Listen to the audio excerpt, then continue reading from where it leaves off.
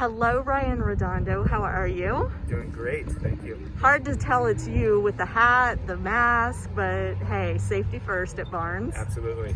So we're on day 2 of the ITA Masters, sponsored by Oracle, being powered by UTR. There's so many sponsors around this, but how did you come to get the tournament here at Barnes? I know traditionally it's been up in Malibu at the Malibu Racket Club, and this is the first year y'all have hosted down here, right?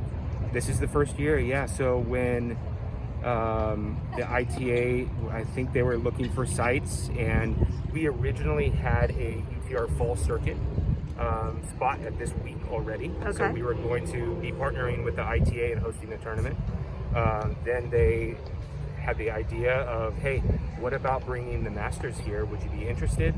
And I said, absolutely. That's one of my goals is to bring as many high-level tournaments as possible to San Diego for our youth, and then also to be able to provide a tournament like this for our players and our collegiate players, and obviously now partnering with UTR, opening it up to juniors and professionals too. It was just an awesome opportunity that I jumped on right away. Talk about the piece of, the wild card for a Barnes player and for a USTA SoCal junior player. That's a unique aspect of the event this year, and how important is that to these young players to have the opportunity to play against these college players? And we saw some upsets yesterday. Yeah, I think it proves, what the level and how close it really is, and regardless of your age or anything, the opportunities are there if you get them, and I think that's one of the great things about this tournament and the ITA being so innovative of allowing this for a Masters. Our wild card on the women's side, Kayla Barksdale, high schooler that won CIF last year, and we wanted to and CIF, for those who aren't familiar with SoCal acronyms. California Interscholastic what is it, Federation? Foundation. Foundation. But from a high school player, and she's a great junior too. She's won level 2 tournaments, national tournaments and stuff. But she went out and she won her first round against a very good college player. See Kyle Kang, who beat Sarmiento yesterday, who's obviously just a champion in itself, just shows the strength of really our players. And so to ultimately to provide this tournament for them and give them this opportunity in this crazy time, is just so cool. And we're very blessed to have it here, and just very honored. As a former college coach, you have to be feeling really compassionate towards your cohorts in college coaching right now who are still in a dead period for recruiting. They're trying to help their current players. There's not a lot of play opportunities, and they're trying to make sure that their teams are stacked for next year and moving forward. What does an event like this do for college tennis and for these coaches in particular? For the college coaches, it definitely gives their players and their teams these opportunities, competitive opportunities to play, which is so important. And for the players, absolutely. They want to play, they want to compete. A lot of them are, just wondering what's going to happen. And so this is just, again, it's just an amazing opportunity for them. It's needed. Tennis is a very safe sport.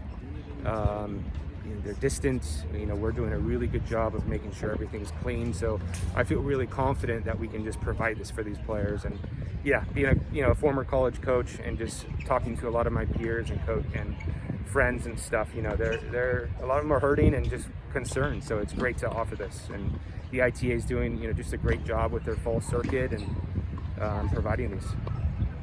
What advice do you have to junior players who aspire to play college tennis but find themselves kind of tied up? They don't really have a lot of opportunities to play. They don't have opportunities to be seen by the college coaches, yet they still need to be moving forward in their recruiting efforts. I think playing as much as they can, communicating. I know there's a dead period going on right now, but at least here in Southern California, we have all the SCTA tournaments. We've hosted a bunch of them. As long as they're competing and they're playing and stuff, they're still getting recognized from what I know. And college coaches are being innovative. And sorry, airplane here. Little overhead interruption there. They're doing their jobs of making sure their recruiting is, at least keeping their list together. So as things have kind of, been tabled somewhat, I think things are going still in the right direction. And I'm very confident in the ITA. I'm very confident in USTA and the SCTA. And then again, you have a UTR as a platform to offer these tournaments during this time. We're definitely blessed. We're very lucky in this sport. Yeah. On top of hosting this this Masters event, Barnes is also hosting a junior L2, a SCTA L2, Yep. right? Woody Hunt, yeah. Okay.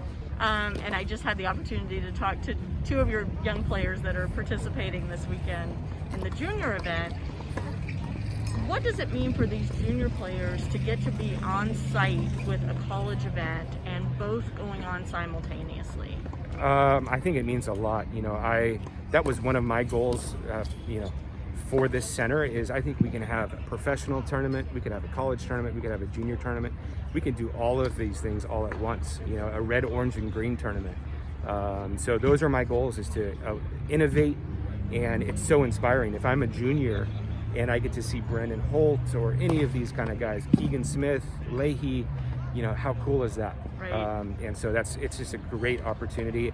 I think that's where the sport needs to go. We need to mix in, we need to inspire to get our younger players the exposure, but again, going back to inspiration, motivation, all those kind of things, and we have the opportunities to do that. With COVID and with the cancellation of a lot of junior events especially, and most recently we were hearing about the ITF junior events getting canceled, Eddie Herr, our nationals were canceled this summer, our national indoors was just canceled.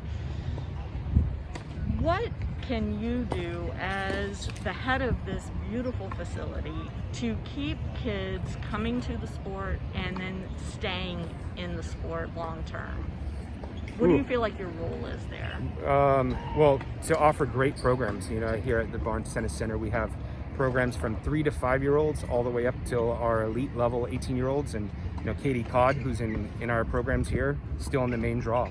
And so by bringing these events and bringing these tournaments here, it definitely keeps them in the game, keeps them motivated. We have an ITF tournament coming in November.